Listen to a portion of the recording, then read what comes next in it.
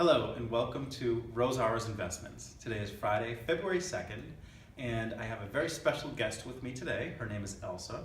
She is a wellness professional.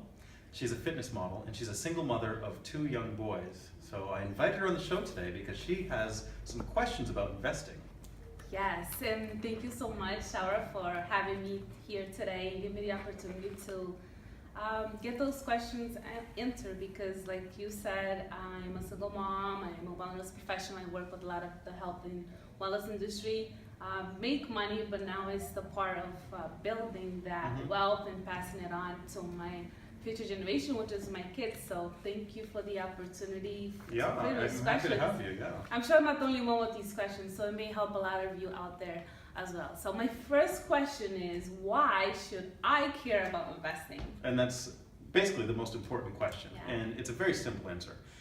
Other people might have different goals than you, but in general, we are all just trying to build our wealth. Whatever our goals are, whether it's investing for retirement, whether it's investing for our children, or whether it's investing just to generally make ourselves richer than we are today. We all want to just build wealth and have more money, much more money than we have today. Very good. So with that said, so how do I start investing? Okay, that's another great question because most of the times people don't even know where to start, and that's why they don't start investing. Yeah. They don't have someone in their life that's like, hey, this is how you do it. So that's what this video is for. So basically, opening up a brokerage account, which is where you hold your stocks and your index funds, is as easy as opening up a checking account.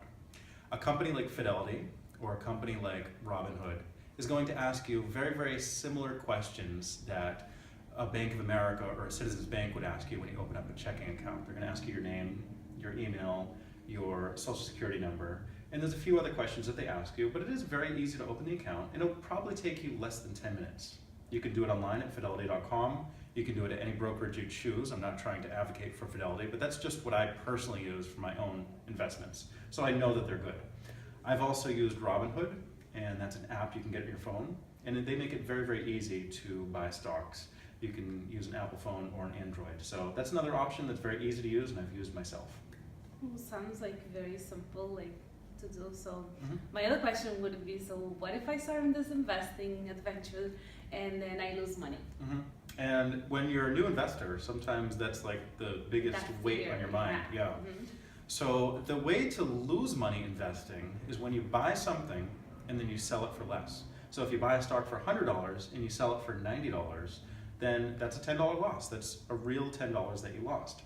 But that's not the goal. The goal is to invest long term. And when you buy something for $100, don't get scared when the prices go down. Don't get scared when the market goes down. Remember, you're an owner of that company. If you buy a share of McDonald's, you own that company. And if you don't want to sell it, which you shouldn't want to sell it, you can own it for years and years and years, or forever. The best holding period is forever, according to Warren Buffett. So hold it long, long term. Okay, so for me, I'm going to start this investing. I'm new to it.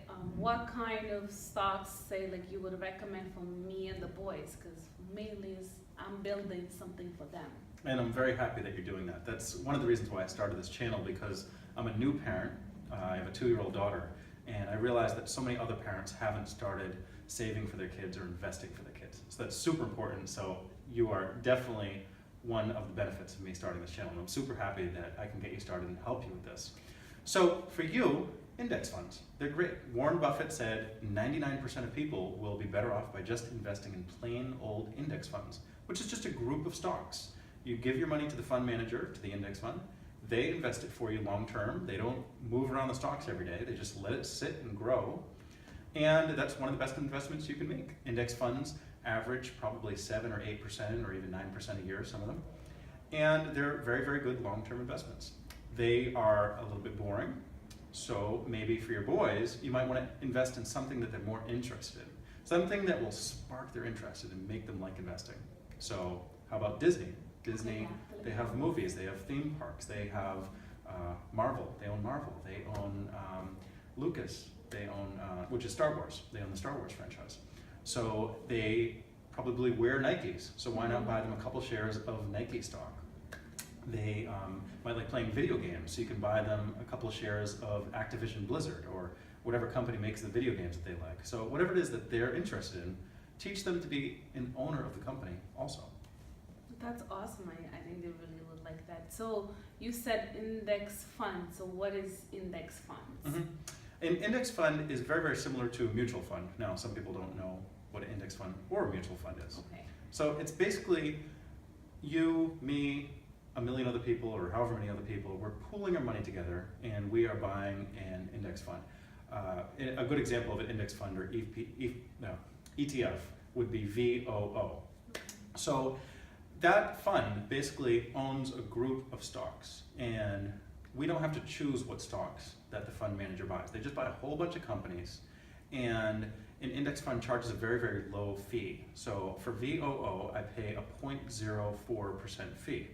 So to put that in dollar terms, if I invest $10,000, then a 1% fee would be $100 a year. So 0.04% fee is $4 a year. So $4 is like nothing on a $10,000 investment.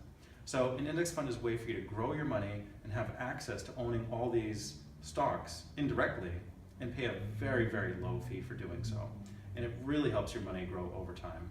That's very cool. So now, do I need a specific amount of money to be able to invest? Like, do I have to have $10,000 or $50,000 to start investing? Like, how?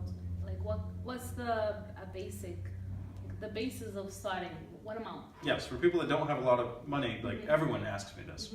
So I would say, in general, you don't need a certain amount to invest. It's whatever you're comfortable putting into a company and just leaving it there. So for example, let's say you only had $100 to invest and you just wanted to get started and you just wanted to buy something. Well, one option that you might want to consider is buying one share of Microsoft. It's about $92 a share, and they own many different divisions. Everyone knows what Microsoft is, everyone knows what Microsoft does. And just to get yourself started, you can just buy one share. And there's nothing wrong with that. It doesn't matter how much or how little you invest in the beginning, because first of all, you don't know that much about investing and you just want to get started, which is definitely the most important thing. Oh, very good. So what is long-term investment? Okay. It would be divided up into, you might hear the phrases like short-term, medium-term, and long-term. And generally long-term investing just relates to when you're investing for years. When you're investing for your kids' college, which is years away.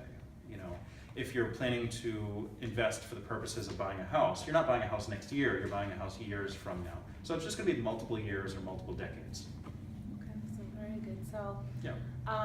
Guys, please feel free to subscribe for part 2 of this video series. And if you have any questions, you can comment below. I'm sure you have a lot more questions. I have a lot more questions. So thanks to Ara for opening up this opportunity that you can get your questions answered today.